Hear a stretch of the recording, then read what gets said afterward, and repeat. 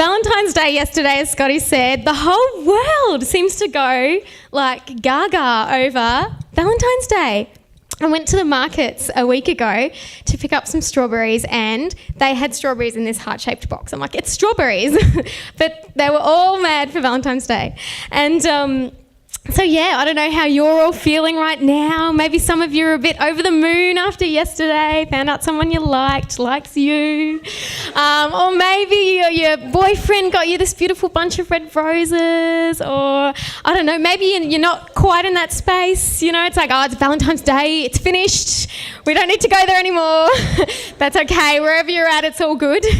My husband, I'm married and... married 4.5 years now, and he bought me a board game for Valentine's Day. Very romantic. No, literally, we both love board games, so I was very excited. But no, he took me to a dinner dance last night, and that's how I know he loves me, because he hates dancing. So felt very loved. But yeah, Michael was actually my first real boyfriend that I've had. And so I went through the whole thing of, oh, Valentine's Day, don't talk to me about that. Always wondering what was going to happen, and then always, getting past it. So he was, the first guy that I dated. I did date a guy in year 10 for about 5 weeks, but we don't really count that. So, yeah. So anyway, growing up though, I was a bit in that boat of...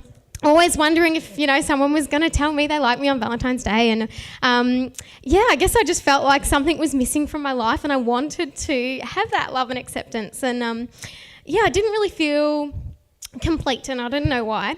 But I saw that I wasn't in the popular groups at school, and I thought maybe if I get in with those girls at school, that will be what fills up my life. That'll be how I feel accepted and feel like I fit in. And I also didn't have the best self-esteem, and I thought maybe that's it. Maybe if I was pretty, then that's what would make, people like me and me feel like, my life was complete. And then there was the guy thing also. I always had this thing about maybe if I had a boyfriend. And because at the time, by the time I was in year 9, I just remember all of the girls at my school, the one thing they were talking about every lunchtime was boys. And it was, they were dating one guy one day, then they'd break up with him, and the next day they'd be dating his best friend, and you know how it goes. It was constant, and it was silly, but it was awesome. But... I always felt like, I couldn't join in with the conversations, and I felt like maybe if I just got into the dating scene as well, then I'd feel like I could be a part of their world and, fit in and feel accepted and loved. And so, I just felt like something was missing, and one day I was particularly down about it. I remember going into my room and slamming the door as you do, and I got out my diary, which I wrote in about once a year, and got it out and I just started pouring out my feelings anyway, and I just started going, why do I feel like this? Like, why can't I be pretty and popular, and why can't I have a boyfriend? And, what's wrong with me? Is there something missing in my life? Like, why do I feel so incomplete? What's going to fill this hole in my life? God! And I stopped, and it was like a light bulb moment. It was like, I felt like God had actually spoken to me in that moment. And even though I'd written the word God out of frustration, I felt like God had spoken to me and said, it's me. I'm the one that's missing in your life. I'm the one that's meant to fill up that hole inside you that you feel. I'm the one who's going to satisfy those desires. It's only my love that will do that. No other love comes close. And so I started to seek out God in my life, and I started to seek his love. I would try and spend a bit of time with him each day. I got involved in my local youth group and found friends that really loved me for who I was. I didn't feel like I had to do things to fit in, to be accepted, to be loved. And the more that I delve into the mystery of God's love for me, the more I'm in awe, and the more I fall more and more in love with Jesus. And so I've been given this humongous task to try and talk about God's love tonight. But as I started writing this talk, I just felt like I wrote pages. I was trying to write pages and pages about, what God's love is like. And I just realised it's like I'm trying to describe an indescribable love. It's like, thanks, guys. Can't really do it justice. So as much as I tried, I just felt like nothing would fit the bill. Nothing would even be adequate or come close to being adequate to give you a glimpse of what God's love is like. But I'm going to give it a go anyway. So the first thing, as I've gotten to know God a bit and God's love for me, the first thing that has really struck me is that God's love is free. It's free. You can't pay for it. You can't earn it. It doesn't cost a thing. It's just there. It's like it's there on a silver platter for you, waiting for you to receive it. And I've really learnt this the hard way. I'm a doer and a perfectionist, and every time I try and, do things well and do things perfectly so people will love me. And I find I can do that in my relationship with God as well.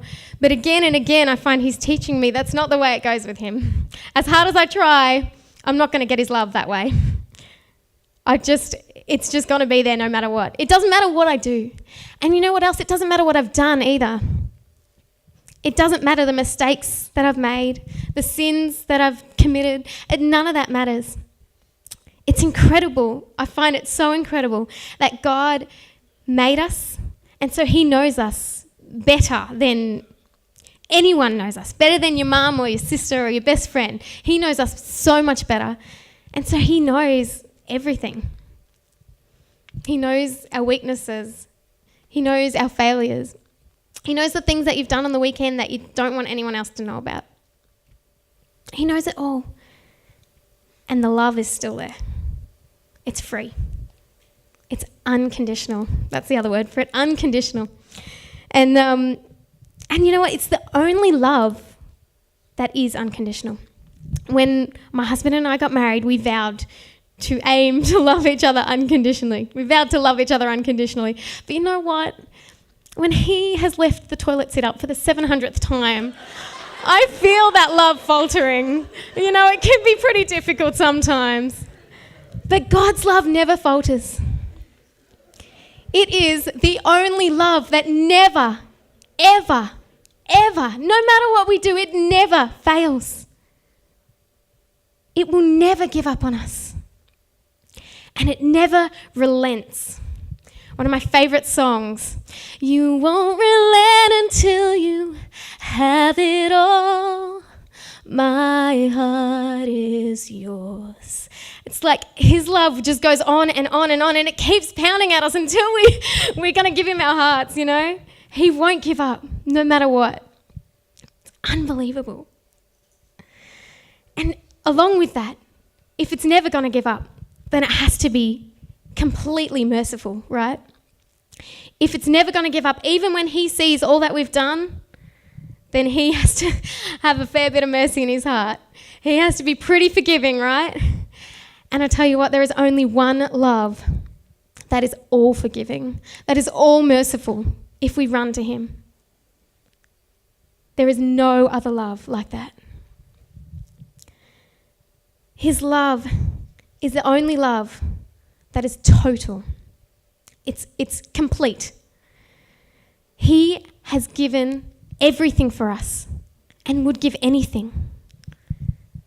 He gave the most precious gift he could possibly give. His one and only Son. To die the most gruesome death that you could ever imagine.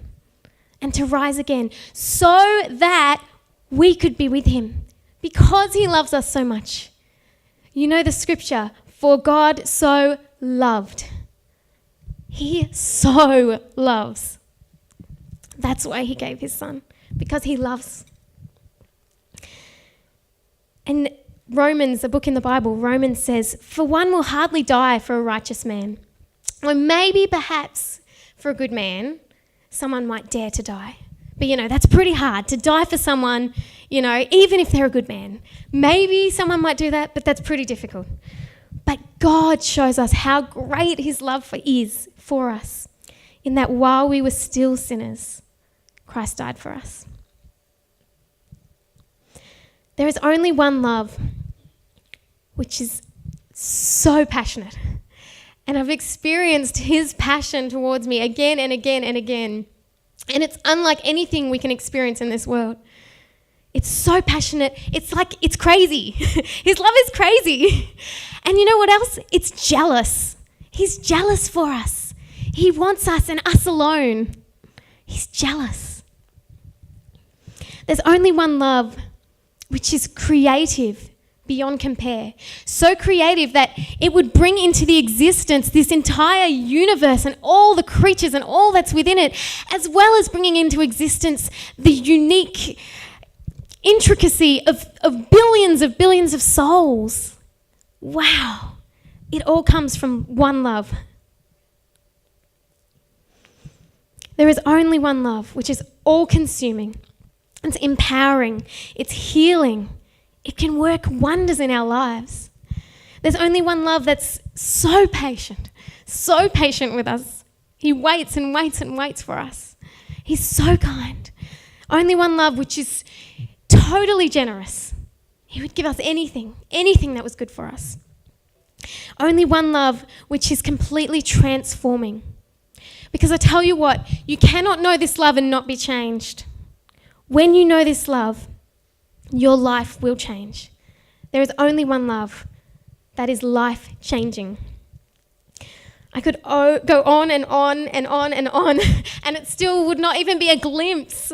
See my dilemma? It's like, how can I speak about God's love? I can't. It's not even a glimpse of how he loves us. But there's only that one love which truly satisfies. There is no greater love than this, no love that even comes close to this. And you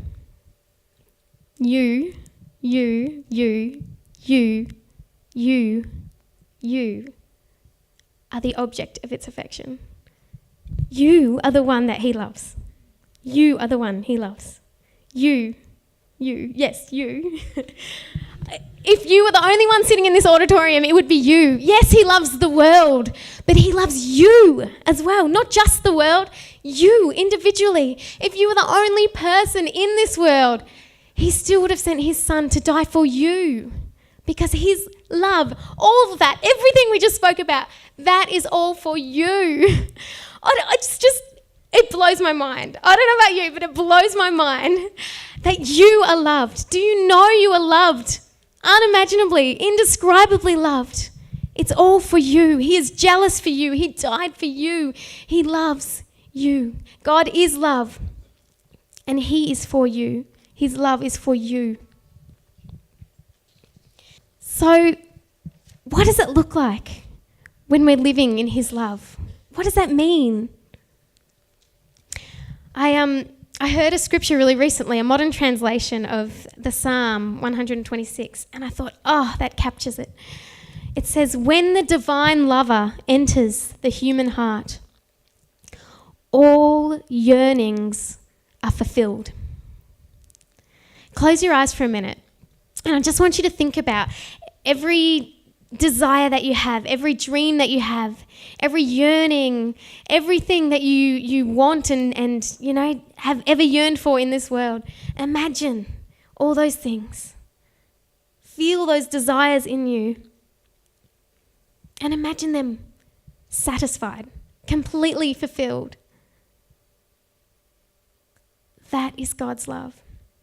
That is what it's like when he takes hold, when his love is brought to fulfillment in us. Wow. And the psalm kept going. It says, then will our mouths ring forth with laughter and our tongues with shouts of joy. Have you ever seen people walking around, maybe around here, around summer camp, and they've just got this crazy smile on their faces and they're just like so happy about life and, you know, life, they just seem content with life. Have you ever seen that? Ever wondered, what are they on? What the heck are they on? I can guarantee you they are high on the love of Jesus. That's it. They're high on the love of Jesus. When we know that we are loved, we are changed. We are changed. our whole world changes and we can do anything. On my wedding day, it was the best day of my life, and I think it always will be. I don't think anything could ever top it, because my husband, Michael, vowed to love me above all else, unconditionally, for all eternity. And he chose me. He chose me above everyone else. Amazing. I was on top of the world, as you can imagine. I was over the moon. And since his love has started to come into my life, I have been changed. I have been transformed. I have started to let go of my concerns and my worries about what other guys thought of me, and, to know that I am enough just as I am. I can let go of the fears about what people think of me. All those things don't seem to matter as much. More and more, as I experience Michael's love for me, more and more I'm transformed. I'm freer, and I feel like I can do so much more, like I can do anything, because I know that I'm loved. But as transforming as Michael's love has been in my life, it doesn't even come close. Like, it's only a shadow of what God's love is like in our lives, of how transforming God's love is for us. And so the same is true for each of you. You too are loved. You too are chosen. You have been paid the highest price for. And they would have given their life if it was only for you. You too are loved utterly until the day you die and beyond. And you have been loved since you were conceived in your mother's womb. And before that, in the Bible it says, he knew you and loved you before you even existed. There's only one love, hey, that could have loved us before we were even here. Do you know that you are loved? Do you know, and are you living in that love? Are you living in the knowledge of that love? So, if you want this love, if you want to live in this love, you know what? There's only one thing you have to do. All you have to do is say yes. That's it.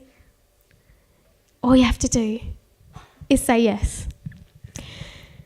Because Jesus is a gentleman, and he'd never force his way into your life. He stands at the door and knocks. You may have heard that expression. He stands at the door and knocks. He waits. And you know what? There are always going to be things that are holding us back, things that make it hard to say yes. As Monsignor Tony said in Mass, this is it. It's a vulnerable thing to say yes. It's hard, but it's transforming if we do. And it is because, you know what?